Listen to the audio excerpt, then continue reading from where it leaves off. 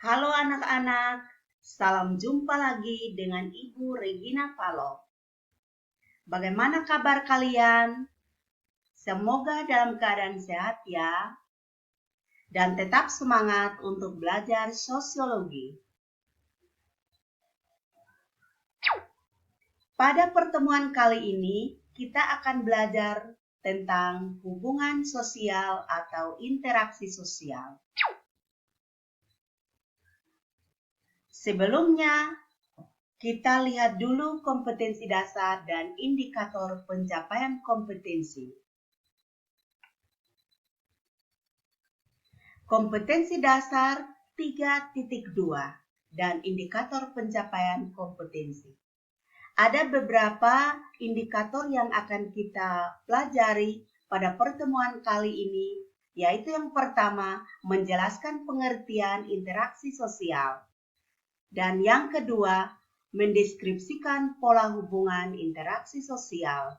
Dan yang ketiga, menjelaskan syarat-syarat interaksi sosial. Dan yang keempat, menjelaskan faktor-faktor yang mempengaruhi interaksi sosial.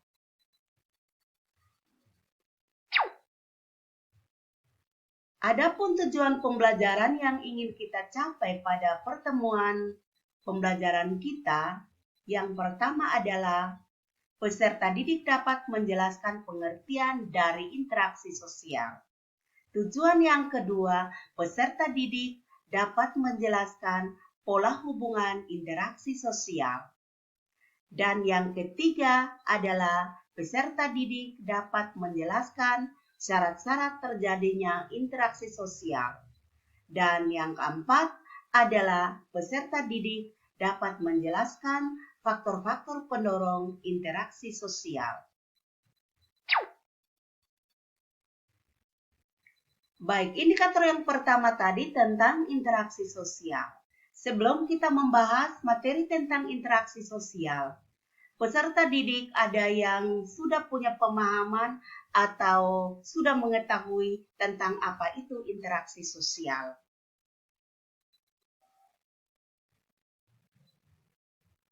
Baik, interaksi sendiri artinya hubungan.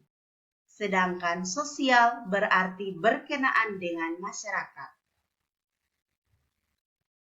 Sehingga interaksi sosial dapat dikatakan bahwa hubungan sosial atau hubungan tentang orang lain.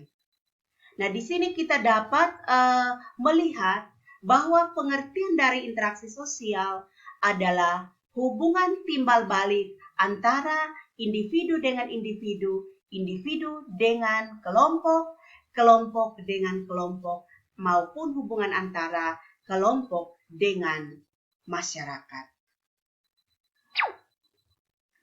Ya, yang berikut adalah jenis-jenis interaksi sosial yang perlu diketahui. Yang pertama adalah interaksi antara individu dengan individu. Yang kedua adalah interaksi antara individu dengan kelompok. Dan yang ketiga adalah interaksi antara kelompok dengan kelompok.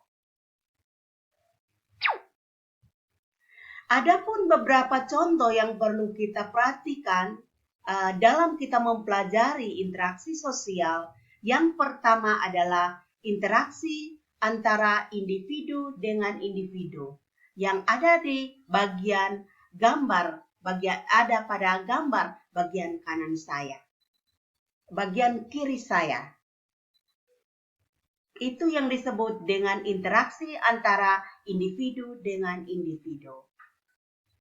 Kemudian yang kedua adalah interaksi antara individu dengan kelompok. Gambarnya ada pada bagian kanan saya. Yaitu interaksi yang terjadi antara seorang guru dengan peserta didik atau siswa-siswi. Kemudian yang ketiga, interaksi antara kelompok dengan kelompok. Perhatikan contohnya ada pada gambar ini.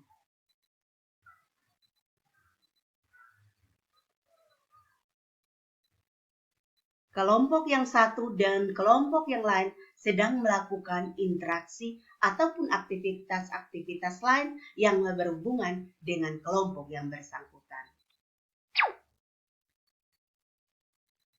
Indikator yang berikut tadi tentang syarat terjadinya interaksi sosial.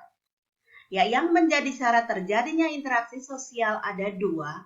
Yang pertama adalah adanya kontak sosial dan adanya komunikasi. Ya, yang pertama adalah kontak sosial. Kontak sosial berasal dari bahasa Latin, yaitu kon atau cum, yang berarti bersama-sama, dan tango artinya menyentuh. Jadi kontak berarti bersama-sama menyentuh.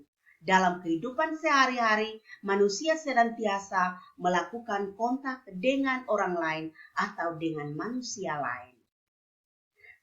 Kemudian syarat yang kedua adalah komunikasi. Dalam komunikasi yang kita kenal adalah perbincangan atau hubungan antara satu dengan yang lain.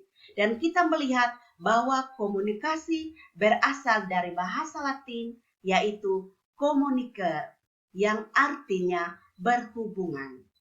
Komunikasi memiliki tujuan, yaitu untuk menyampaikan pesan atau keinginan dari pihak komunikator kepada pihak komunikan. Kemudian indikator yang berikut yaitu faktor-faktor pendorong interaksi sosial. Ada beberapa faktor yang dianggap sebagai pendorong di dalam melakukan interaksi sosial, yaitu yang pertama adalah imitasi, dan yang kedua adalah sugesti,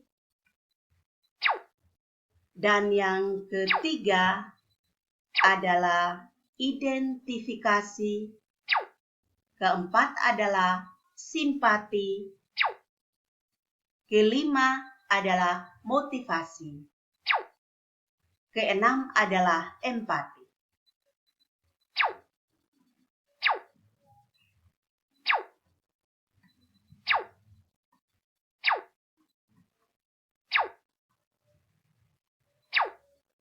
Baik, mari kita perhatikan yang pertama adalah faktor-faktor pendorong interaksi sosial. Yang pertama adalah imitasi. Imitasi adalah suatu tindakan yang meniru orang lain, baik dalam sikap maupun tingkah laku. Jadi, apabila yang ditiru adalah perbuatan atau sikap yang baik, maka akan membawa kepada kebaikan. Tetapi, apabila yang ditiru adalah segala hal yang bersifat negatif, maka akan berdampak negatif pada diri seseorang atau pada diri kelompok tertentu. Contoh dari imitasi adalah seorang siswa meniru penampilan seorang selebritis yang terkenal lewat media televisi. Yang kedua adalah sugesti. Sugesti adalah pemberian pengaruh atau pandangan dari satu pihak kepada pihak lain. Akibatnya, pihak yang dipengaruhi akan tergerak mengikuti pengaruh atau pandangan tersebut dan menerimanya secara sadar tanpa berpikir panjang. Contoh dari sugesti adalah seorang siswa bolos sekolah karena diajak oleh temannya. Contoh yang kedua, misalnya iklan yang ada di televisi. Misalnya promosi-promosi sabun kecantikan ataupun promosi-promosi mie instan dan lain sebagainya. Faktor yang ketiga adalah identifikasi. Identifikasi merupakan kecenderungan dalam diri seseorang untuk menjadi sama dengan orang lain. Contoh dari identifikasi adalah seorang remaja putri ingin menjadi sama dengan sang idola Agnes Mo. Ia akan berpenampilan seperti Agnes Mo dengan memakai pakaian dan gaya seperti sang idolanya. Faktor yang keempat adalah simpati. Simpati merupakan rasa ketertarikan kepada orang lain karena beberapa sebab seperti kemampuan, sikap, kepribadian, tingkah lakunya yang baik.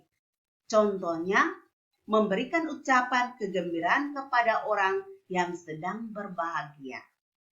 Contoh kedua, memberikan bantuan kepada korban bencana alam. Faktor yang kelima adalah motivasi. Motivasi merupakan dorongan, rangsangan, pengaruh atau stimulus. Motivasi dapat diberikan oleh seseorang individu kepada individu lainnya. Contohnya, penghargaan dalam bentuk pujian dari guru kepada siswa yang berprestasi. Contoh yang kedua, bekerja keras dan menabung demi membeli mobil. Faktor yang keenam adalah empati. Empati merupakan merasa diri seolah-olah berada dalam keadaan orang lain dan ikut larut merasakan apa yang dialami oleh orang tersebut. Contohnya, mendirikan rumah singgah untuk anak jalanan, mengumpulkan sumbangan untuk teman yang mengalami kedukaan. Anak-anak, demikianlah pembahasan materi kita pada pertemuan kali ini. Jangan lupa untuk mengerjakan LKPD yang Ibu berikan. Sampai jumpa dan salam sehat.